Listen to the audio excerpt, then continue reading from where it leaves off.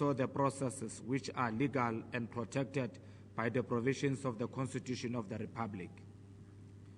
We believe that in many ways, undue pressure is being made to bear upon decision-making by authorities in a manner that violates the law rather than assist its administration. We refer to two particular events which we believe prejudice lobby groups who do not enjoy the support of the majority, where and are still prepared to sink deep or jump high to have their way based on perceptions rather than what is legal to get their way. The matters regard to the appointment of Comrade David van Rooyen, who was appointed Minister of Finance and shifted to the Ministry of Co-operative Governance and Traditional Affairs in a period of 4 days because of a concerted outcry by the vocal elite. The other matter is in relation to the protestation by some groupings in the case of the outcome of the disciplinary case of Mr. Hlaudi Motsoeneng, the Chief Operating Officer of the South African Broadcasting Corporation. On the controversy surrounding the appointment and shifting of Comrade David van Rooyen from Finance to COGTA, we would like to voice our disappointment at the level of prejudice that was displayed towards him by people who hardly know about his commitment to the struggle for the transformation whose democracy we are today enjoying in this country. Those who showed contempt for his appointment completely disregarded the fact of his qualifications and seemed to despise the reason that as a former member of Umkhonto Sizwe, he took time to educate himself against all the odds. This has been a clear case of disregard for the truth and a strange love for the lies of those who want to govern without the democratic will of the majority. On the issue of the dismissed disciplinary case against Mr. Hlaudi Motsoeneng, we are equally disappointed that the details emanating from that process simply attest to the disregard of effectual due process by the public protector. Her office is important and must always look into matters referred to it by strictly adhering to the principles of fairness, justice, and a clear consideration of facts, not raw prejudice as it has emerged. It is disturbing that the findings made by the public protector and taken to court by the Democratic Alliance are not based on tested evidence by those who are supposed to have been victims of an alleged purge by Mr. Motsoeneng. Neither is the allegation that Motsoeneng lied about his qualifications was tested and corroborated by any witness. And this is what the findings on Hlaudi Motsoeneng by the disciplinary committee.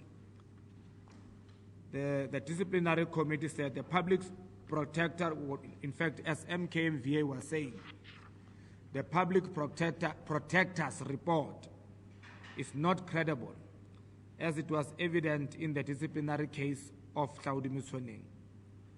The witnesses that were quoted in the public protector's report stated that they were never called by the public protector and were surprised why they were even quoted as being purged by Mr. Hlaudi Motsoeneng.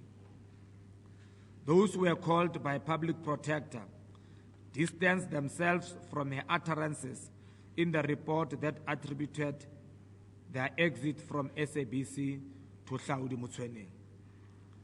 The evidence of these witnesses show that the public protector has misled the country and courts, as the decisions of the courts was based on her reports. The public protector has never called to her office the person who recruited and hired Hlaudi Motsoeneng, proving there was bias on her part. Hlaudi has been cleared of all charges emanating from the recommendations of the public protector's report. This matter is political, as parties like the DA are now interfering with the disciplinary committee processes by wanting a review of the outcome.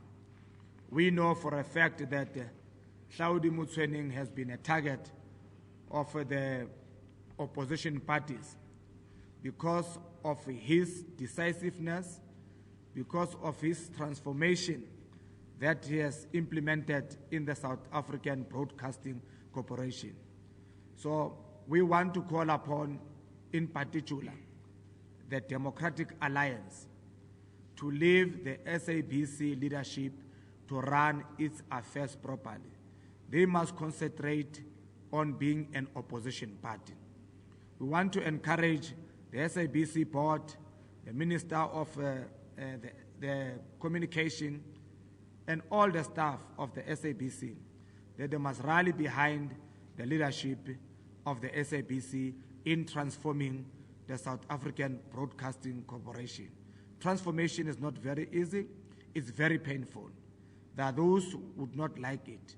We know for a fact that there are people who want to be deployed in SABC, and they have been doing this thing not now. They started during the era of the then board, when they dismissed one of our own, Comrade Sizwe Military, for nothing else, but because there were those forces who wanted their person to be the group CEO. That is why at the end, the SABC board was disbanded. And we still need an explanation as MKMVA why Sizwe Military was dismissed. We want answers from those people who were responsible, especially the former members of the board, to explain to us. So Hlaudi Mosweleng is still facing the same attack from those forces who do not want to see transformation in the SABC.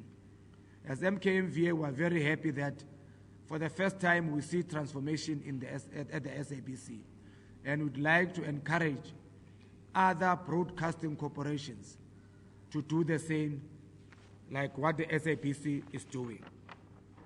As MKMVA, we feel that those who are undemocratic and therefore despise democratic outcomes have set themselves a mission to lie, mislead the nation, and vilify those they regard with prejudice and contempt simply because they hate a democratically elected leadership. They have decided to lead from outside the constitutional processes and arrogate to themselves the mantle of leadership, risking the fracturing of our nation through lies and their hatred of democracy as it does not serve their purpose. While we respect even the voice of the minority, and we are pleased that the president of the ANC and the patron-in-chief of MKMVA and the Republic has shown goodwill to act on the concerns and perceptions of the minority, we still would like to remind that South Africa is a constitutional democracy in which the will of the majority must be sacrosanct within the confines of the Constitution of the Republic. We also would like to state that the prerogative of the President is protected by the Constitution and therefore should be respected by all. So must the provisions of the Constitution of the Republic be respected regarding due processes conducted by the Chapter 9 institutions and the workplace disciplinary processes. The violation of the Constitution and the attempts at usurping the will of the majority by the vocal minority divides the society. Our appeal to the South African society is that our freedom was not given for free. We need to stand united to protect the Constitution and its provisions against the minority, which is defiant against the will of the majority. Thank you. Thank you, Mr. President. If there's questions, we will proceed to question 3. You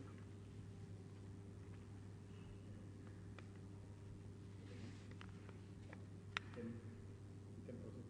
All right. Thank you so much, Ms. Martin, SABC. Of course, you're expressing your disappointment over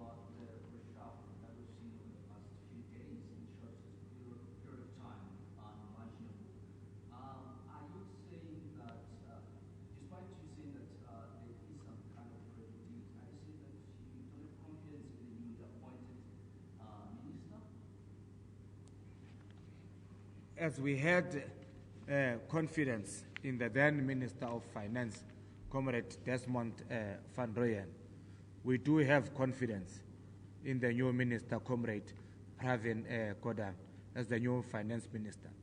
But the danger that we are talking about here is that the President is given powers by the Constitution of the Republic, which all of us, we must respect. Even the minority must respect the Constitution. But we must also advise the markets outside there that they have got a right to criticize the government, but they don't have a right to determine who must be the Minister of Finance or Minister of Agriculture. If they start like this and they are not corrected, we are setting a wrong precedence. The President is given powers by the Constitution that all of us, we must respect. And what we are saying is that the President has explained to the country that he is deploying Comrade Nene to a very important or rather strategic position in the African BRICS Bank, which is very important. I don't know whether some of us, we do understand the importance of the BRICS banks, because it does not need just any other person. You need the expertise of the likes of Comrade Nene. And the President made a very good choice of redeploying Comrade Nene to BRICS Africa and the BRICS Bank of Africa.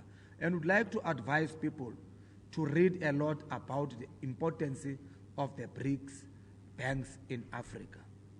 The same applies to the Saudi Mutswening case, as I said. You know, the DA loses elections, and it is still continuing to lose. And it will continue to lose elections because the majority of our people do not have confidence in the Democratic Alliance. What they always do is that they want to rule through the courts, which is not correct. The ANC has been elected by the majority of the people, and after 5 years, we go to the elections. And why don't you allow the government that is elected by the people to rule for those particular 5 years? Now, there's no difference between the former apartheid regime and the Democratic Alliance. It's still the same.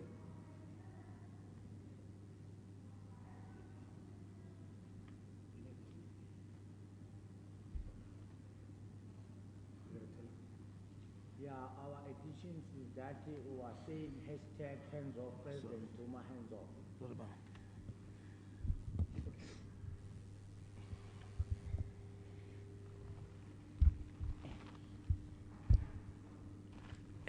As MKMVA was saying hashtag hands off President Zuma, hands off. Thank you, Comrade Taylor.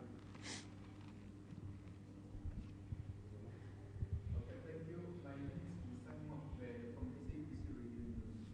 My first question is, what do you think of the President's decision to reconsider the appointment of Mr. Van Rooyen? And the next question is, what is your organization's reaction to calls for the President to resign? Hashtag Zuma must fall. For example, there won't be marches tomorrow, calling for the President to step down. Look, we respect the decisions that the President has taken in listening to the views of the minority outside there. It shows that he's a humble leader. He's a leader who listens to the people.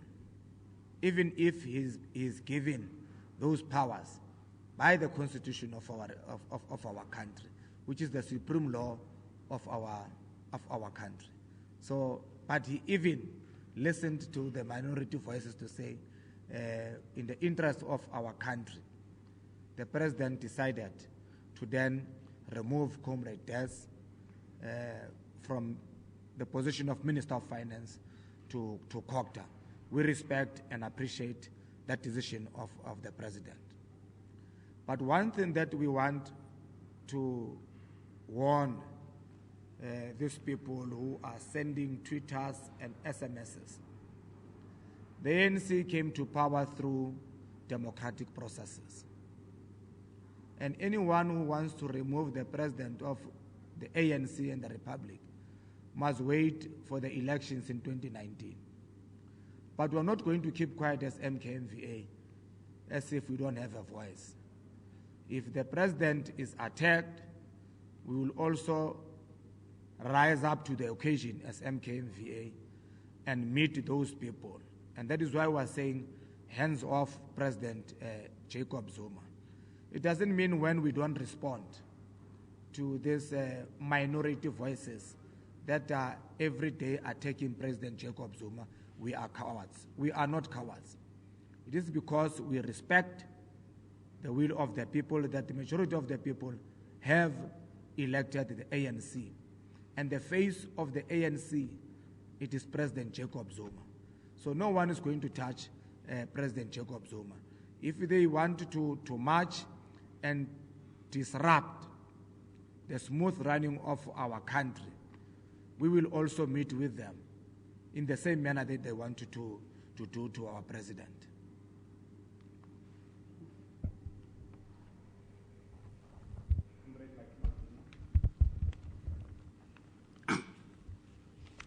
Comrades, as MK was saying, the president is going to finish his term. He was democratically elected. He didn't ask to be there. Those who lost in the elections cannot just see themselves being presidents.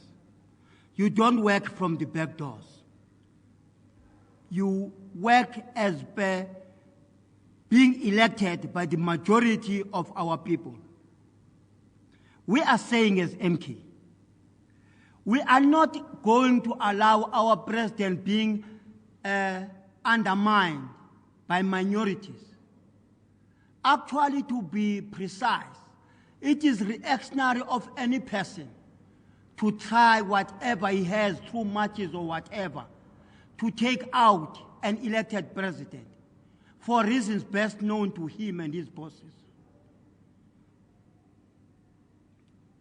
Our patience as MKMVA is not endless. And we are not threatening, but we promise that we'll do everything within us to defend our patron-in-chief. I thank you.